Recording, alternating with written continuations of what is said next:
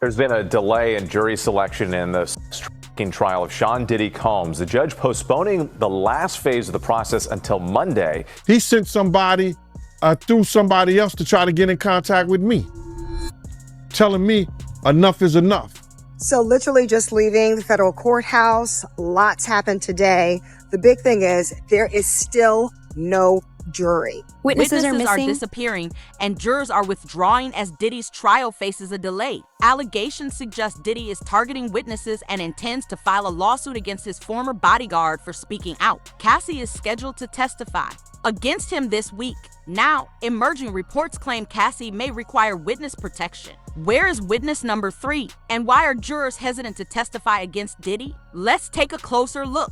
With the selection of a jury in the Sean Diddy Combs case almost complete, prosecutors are preparing for opening arguments on Monday. But they admit there's a snag. One of their key witnesses against the rapper appears to have gone missing.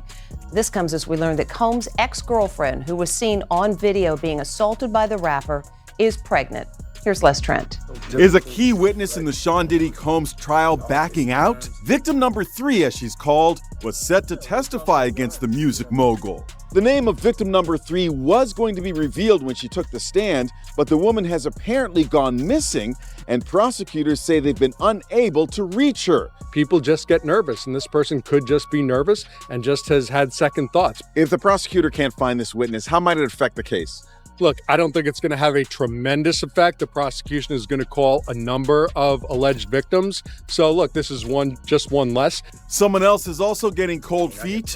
A juror sent an email to the judge asking to be removed from the panel for issues of personal well-being. Prosecutors have confirmed that the third victim is currently unaccounted for, and there are suspicions that Diddy may be linked to their disappearance. Diddy has a known pattern of retaliating against individuals who speak publicly about him. It's also worth noting that Diddy reportedly made repeated efforts to reach out and pressure witnesses even while incarcerated.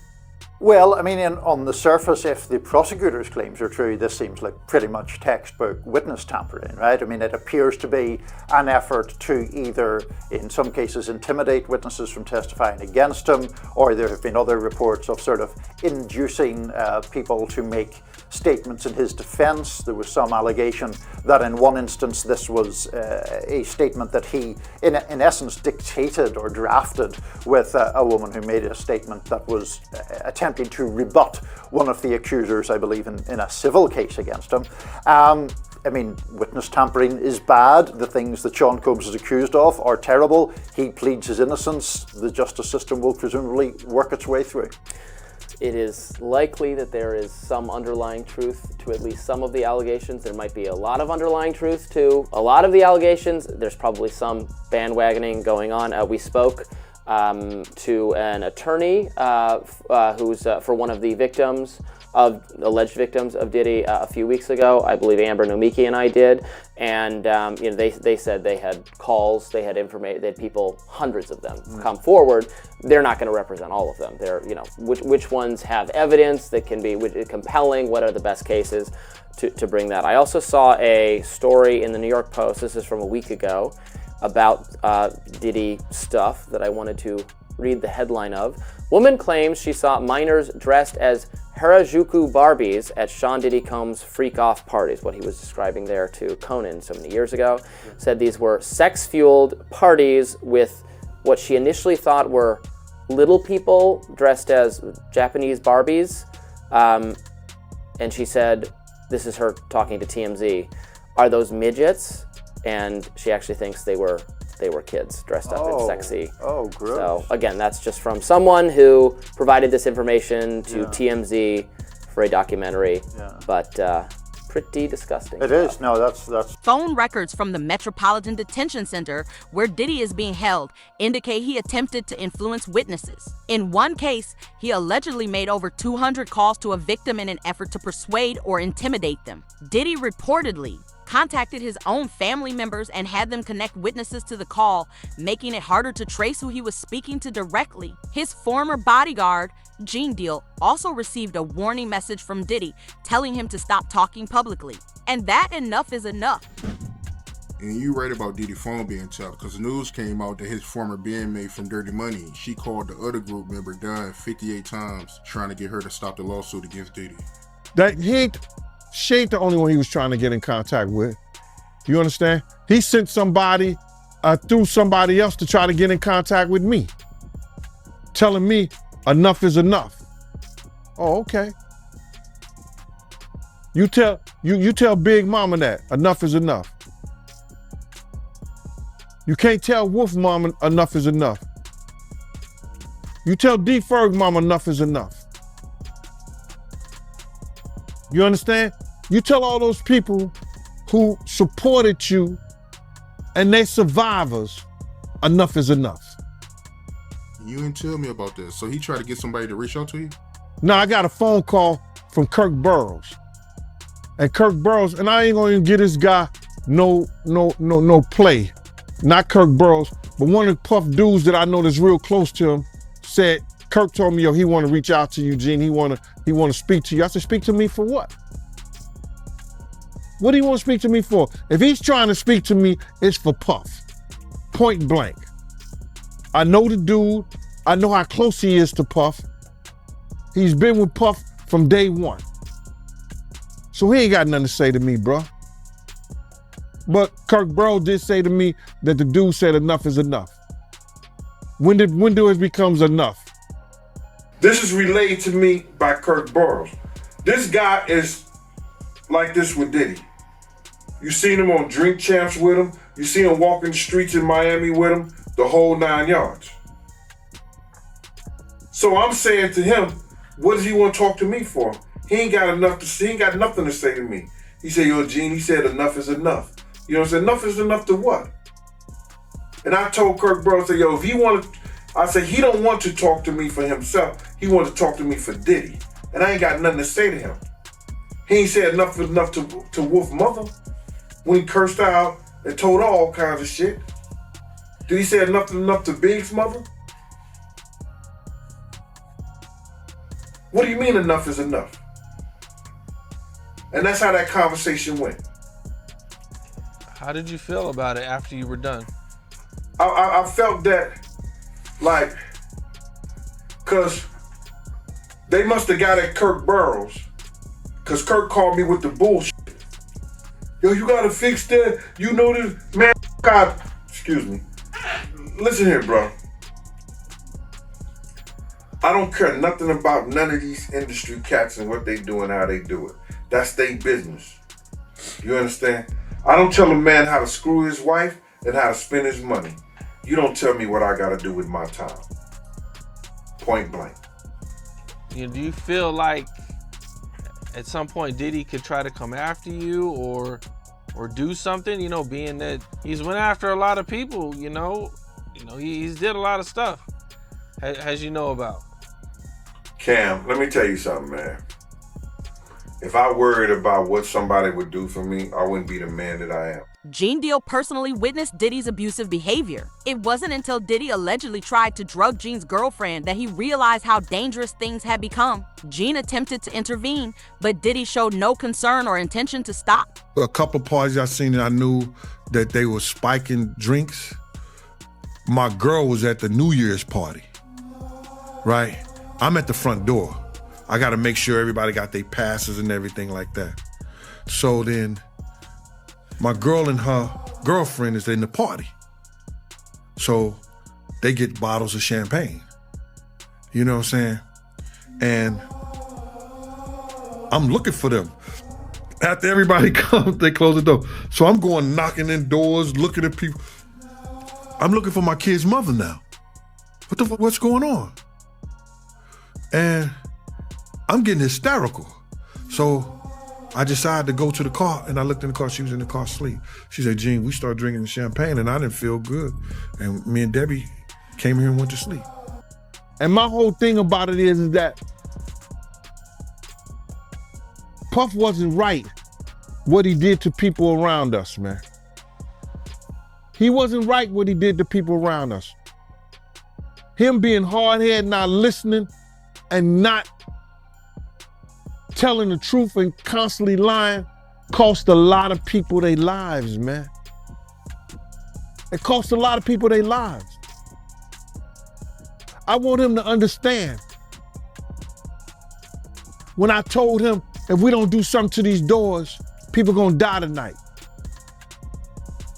And forget, and I wanna say F what other people say, everybody know I told him that. Our whole crew know I told him that.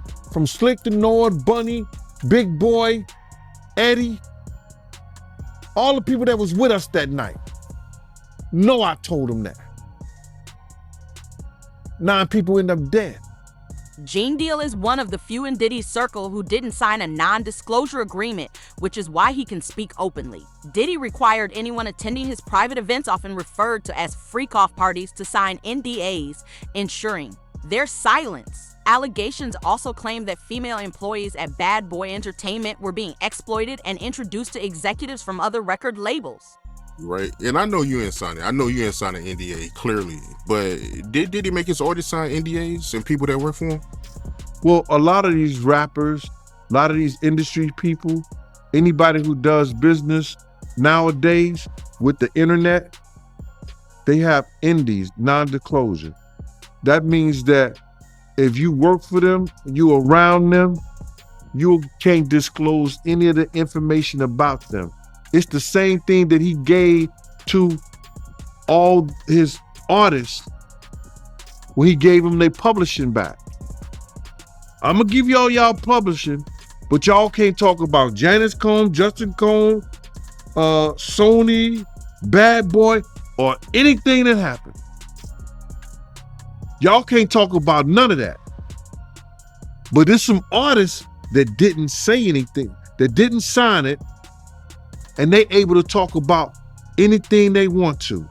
Diddy is now concerned about the possibility of going to prison. With jury selection nearly complete, he seems to recognize that avoiding consequences may no longer be possible, leading to increasingly aggressive behavior. This case also implicates other high-profile individuals, and if Diddy is convicted, they too may face legal trouble. Interestingly, jurors were given names of celebrities not mentioned in the official lawsuit, raising questions about what prosecutors plan to unveil. Here's why Michael B. Jordan, Kanye West, and more celebrities were name-dropped at Sean Diddy Combs' trial. As jury selection in the mogul's sex trafficking trial got underway May 5th in New York, NBC News reports prospective jurors were shown a list of more than 100 names of people and places that may be referenced during the trial, including actors Michael B. Jordan, Mike Myers, and rapper Kanye West. While the aforementioned celebrities are not implicated in the case, the potential jurors were asked whether they knew any of the names listed and whether it would impact their ability to be impartial, per the outlet.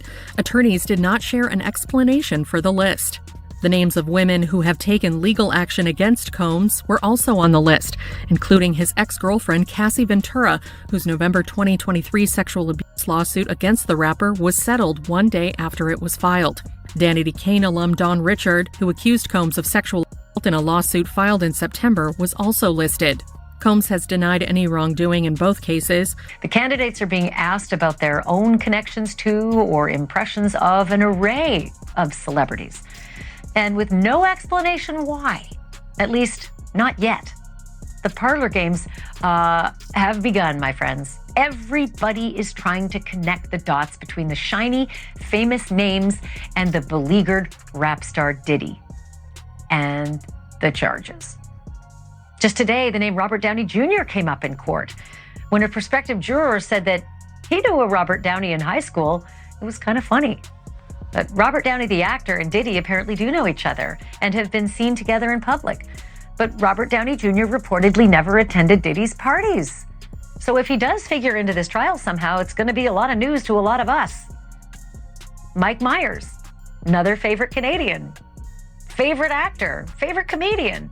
He is on the jury question list as well. And that too is a tongue-wagging mystery. As some of Diddy's associates are being named, others are distancing themselves from public view, possibly in anticipation of the fallout. Diddy was reportedly offered a plea deal in exchange for cooperating with authorities, prompting concern among his former collaborators. Following these developments, Bishop T.D. Jake stepped down as lead pastor of the Potter's House mega church shortly after news of Diddy's potential plea deal emerged. Big breaking news tonight. For the first time in the history of New York City, a sitting mayor has been indicted for crimes. ABC News reporting that Mayor Eric Adams has been indicted by a federal grand jury. We do not know yet the exact charges. Federal authorities have been investigating Adams and members of his staff, issuing subpoenas for documents and cell phones. Several members of administration have resigned, some of them also friends of Mayor Adams. Again, Eric Adams, the 110th mayor of New York, has been indicted by a federal grand jury. We'll have the latest online and tonight on Eyewitness News at 11. This was a shock to many in the religious community. Bishop T.D. Jakes has been a spiritual advisor to presidents and a religious voice to thousands. Now he says it's time to pass the baton to a new generation. This is a beautiful moment for me. From the pulpit Sunday, Bishop T.D. Jakes announced that he was stepping down from leadership at the Potter's House, the Dallas megachurch he founded in 1996 and has led ever since. I cannot afford, especially after November, to risk something happening to me and you be sheep without a shepherd. This is video from the service Jakes is referencing in November. It wasn't until months after his medical incident that he confirmed to the public he had a heart attack. Now, 5 months later, he told his congregation he had been preparing his daughter, Pastor Sarah Jakes Roberts, and his son-in-law, Pastor Torrey Roberts, to take the lead.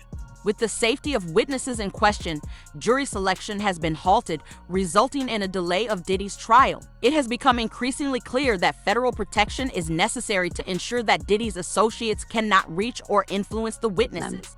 So literally just leaving the federal courthouse, lots happened today. The big thing is there is still no jury. They're so concerned about jurors backing out over the weekend once they find out that they're actually on the jury, that they're going to bring 43 of them back on Monday morning. They're going to strike them and then go right into opening statements. Part of that is because they received an email overnight that one juror backed out. She was like, this is just too much. I can't do it. Too much pressure. They had to strike another juror who did not give accurate information.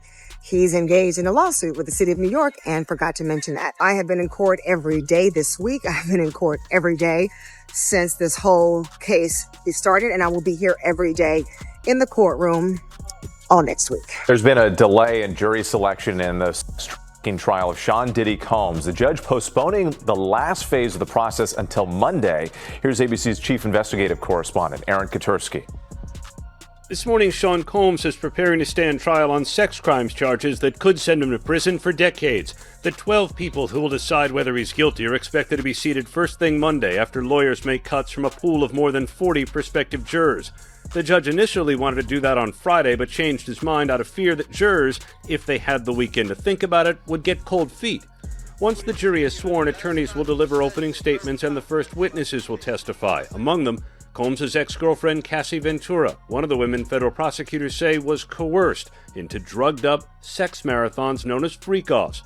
Leaked recordings from the Metropolitan Detention Center suggest that Diddy attempted to silence his accusers through financial offers. Similarly, Jay-Z was allegedly involved in a comparable situation where he was named in a lawsuit linked to Diddy. In that case, the victim was reportedly offered $10,000 to drop her claims, which she ultimately did. It's hard to ignore the likelihood of coercion, especially considering that both victims and jurors have started backing out just days before the trial. With having $75 million at his disposal, isn't that by nature the exact thing that they're worried about? If you have this much money, that you could make this thing, you could probably make people disappear if you really opted to. See, this is the thing. That'll just make more trouble. Why would he make more trouble now? He done already bought off and paid off everybody he possibly could. Have you looked at the indictment? Like, he called some witnesses up to 54 times. Yeah, 200 and how many angels? 200 something people he tried to reach out to. Like, what are you running, a telethon or a telemarketing agency? Telemarketers don't make that many calls in one day.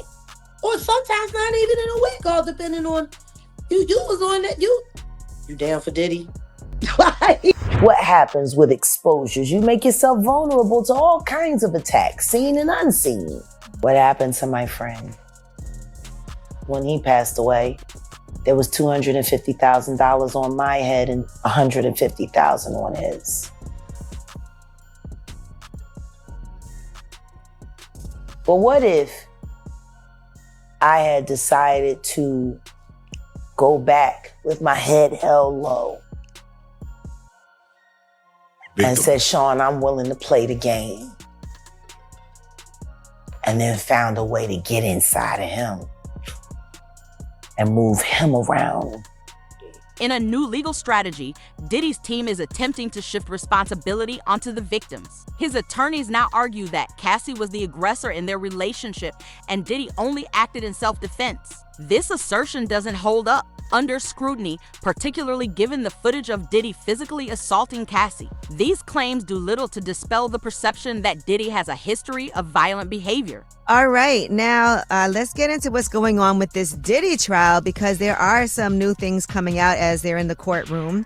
And one thing that Diddy's defense team is leaning in on is saying that, yes, Diddy was abusive toward his ex Cassie, but they're also saying that she was no angel and allegedly got violent with him as well. It's day 4 of the Diddy trial, and the prosecutor and Diddy's attorney had a very interesting exchange with the judge. It kicked off with Johnson telling the judge that the victim one, who they believe is Cassie, will not be cross-examined about certain medical issues. But that's when Diddy's attorney said the defense is going to take the position there was a mutual violence in their relationship, hitting on both sides, DV, domestic violence. He said, we are absolutely going to admit to domestic violence, but at what point does it become coercive? And that's when the judge clarified, saying, you're arguing that they are just violent. And he said, right, we are saying that it's relevant.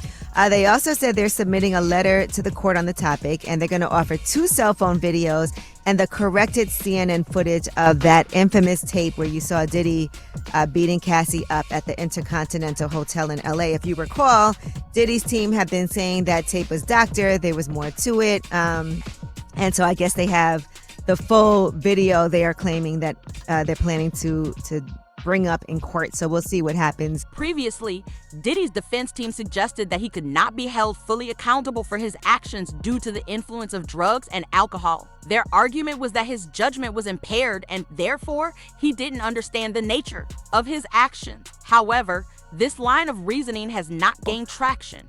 According to Diddy's defense, what he's saying is that his mental capacity to commit the crimes while he was wasted is part of why he's saying, he should not be charged in these crimes. He even has a doctor who is lined up to testify. Now, prosecutors have filed their opposition to this line of testimony. Basically, they're saying he has a mental condition bearing on the issue of guilt. So I don't know what he's trying to pull here. Right. But which crime is he saying he did? I guess what he's saying is the effects of the drugs and alcohol on his memory and cognitive function. They're saying his defense is trying to say because of that, he shouldn't be held liable for what happened. So I don't know. This should be interesting to see how this plays out.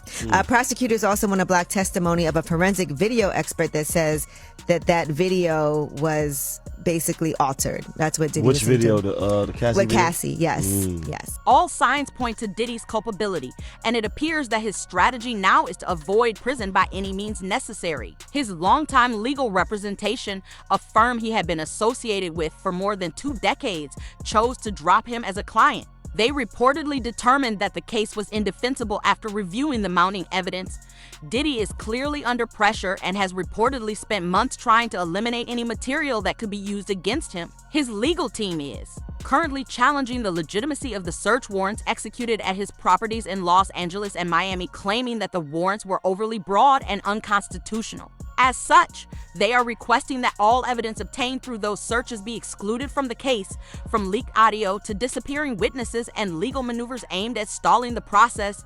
Diddy appears to be doing everything possible to conceal the full story. But as more names come to light and public scrutiny increases, the key question is no longer if the situation will collapse, but who else may be implicated when it does. Be sure to like, comment, and subscribe to stay updated, because this case is far from resolved.